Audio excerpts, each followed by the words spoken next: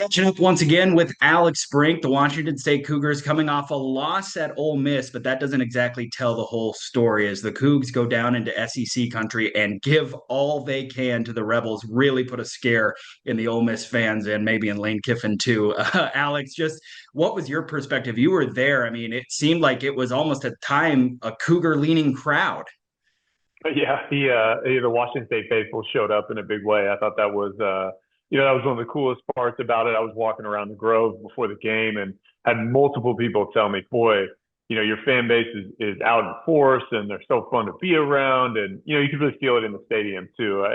For a stadium that seats 67,000, probably had 58 or 60 in there. It was pretty quiet most of the game, in all honesty, except for that Cougs section with 3,000 or 4,000 people in it. So that was pretty fun to see. The team certainly played fantastic. With a few missteps along the way that I think really kind of undid them in the end against a good team. We talk about the Cougs being such a great showing.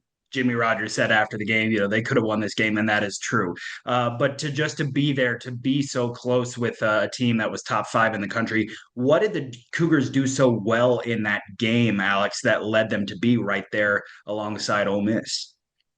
Well, there's probably two or three things on each side of the football, and offensively, the number one thing was that they protected the ball. Like they didn't turn the football over. They didn't give Ole Miss extra possessions. We obviously saw against North Texas the challenges with turnovers, and just in general. I mean, if you look back even to 2024, Washington State's really struggled on the road, mostly because of turnovers. And so the offense really protected the football. I thought that was fantastic. They were able to establish the run, in a way that allowed them to do a lot of play action pass and a lot of kind of quick game RPO. And so offensively, they're very much in control for the majority of the game. I think on that side of the ball, a couple small mistakes, showed up in a big way. But then defensively, what I really liked is they had a really clear plan with how they wanted to attack Ole Miss and Trinidad Chambliss. On first down, they made sure to kind of give them the short passes and then rally and tackle.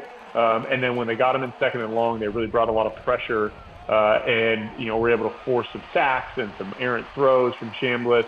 I thought just in general that defensive plan was really good. And at times the challenge was around stopping the run against a good running back and a good offensive line. And then I think that, to me was just a spot where you were probably going to be a little soft to begin with.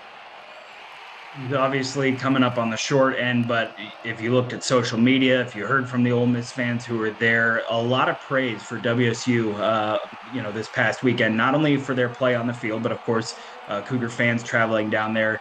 Alex, is that valuable in this age of college football? Obviously, all the conference realignment stuff, but is it valuable to show other conferences, other parts of the country that the WSU brand is still strong and they may have never even heard of Pullman, Washington, maybe before talking to a Cougar fan last Saturday?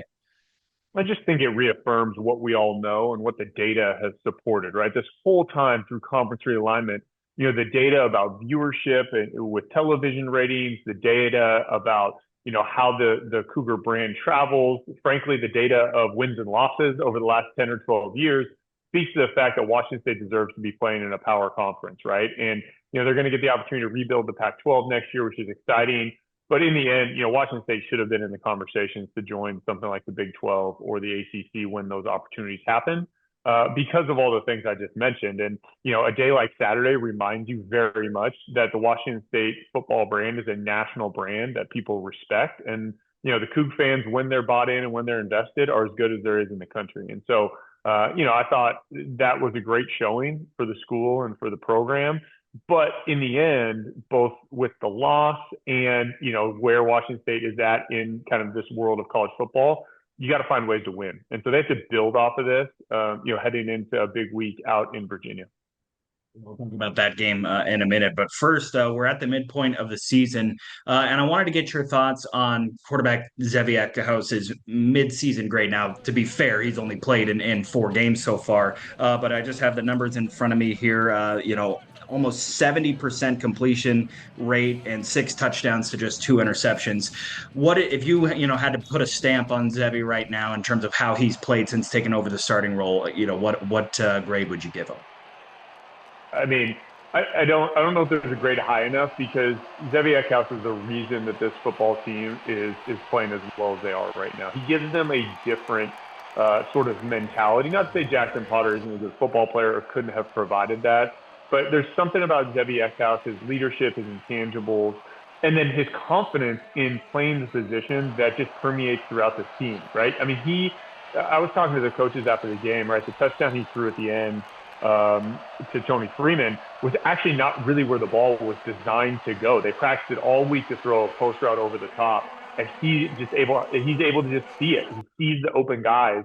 When I say, people think that's very flippant, like, oh, he sees the open guys, that's hard to do, right? If you practice a play a certain way and you expect a certain coverage and then it changes in the moment, oftentimes guys are not able to make those adjustments and process that information. And it appears to me that Zevi Eckhaus is a really high processor of information.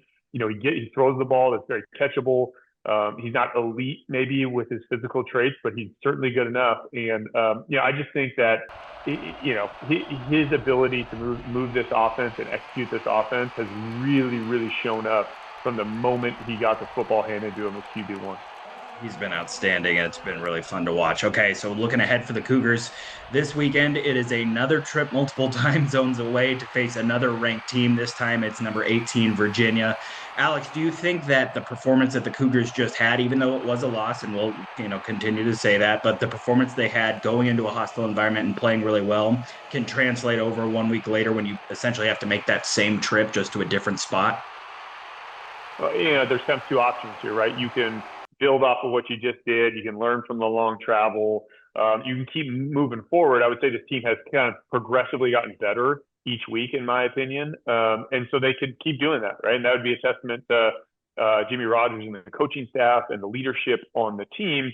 Or the second option is you can kind of rest on the laurels of a close loss at the top 5 team in the country and kind of think we made it. And that would be the danger in that situation. Based on what I know about Jimmy Rogers and what I hear from him, following the game and in his Monday presser, my guess is he won't let that happen. So you hope the athletes, the leadership on the team is able to kind of keep everyone focused on the goal at hand, and that is to go beat a ranked opponent on the road. And if you back that up with the Ole Miss game, all of a sudden people are kind of talking about you in a different way, which I think would be really exciting for Washington State football in this program.